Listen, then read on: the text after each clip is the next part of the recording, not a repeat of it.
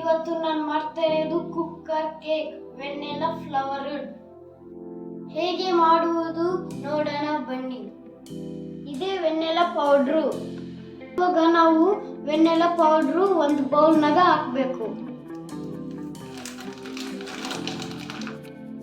ಈಗ 120 ml milk ಹಾಕಬೇಕು. ಈಗ 2 ಸ್ಪೂನ್ ಸಕ್ಕರೆ ಹಾಕಬೇಕು. ಈಗ 2 ಸ್ಪೂನು ಆಯಿಲ್ ಹಾಕಬೇಕು. ಈಗ 5 ಮಿನಿಟ್ಸ್ ಮಿಕ್ಸ್ ಮಾಡ್ಕೋಬೇಕು. ಈಗ ಒಂದು ಬಟ್ಲಕ್ಕೆ ಎಣ್ಣೆ ಹಚ್ಕೋಬೇಕು.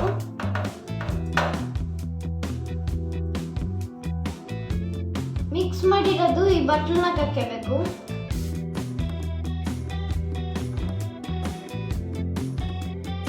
ಈ ತರ ಅನ್ಬೇಕು. ಬಬಲ್ಸ್ ಇದ್ರೆ ಹೋಗ್ತಾವ. ಹೀಟ್ ಮಾಡ್ಕೊಂಡಿವಿ ನಾವು ಇದನ್ನ. ಈ ಬೌಲ್ನಲ್ಲಿ ಒಂದು ಸ್ಟ್ಯಾಂಡ್ ಇಟ್ಕೊಂಡು ಮಿಕ್ಸ್ ಮಾಡಿರೋದು ಇದ್ರಲ್ಲಿ ಇಡಬೇಕು.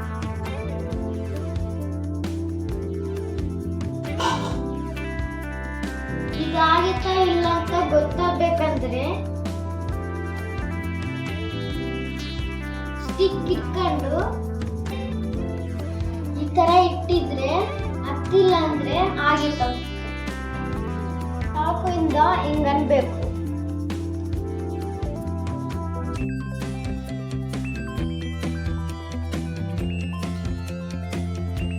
ಎಷ್ಟು ಸ್ಮೂತ್ ಆಗಿದೆ,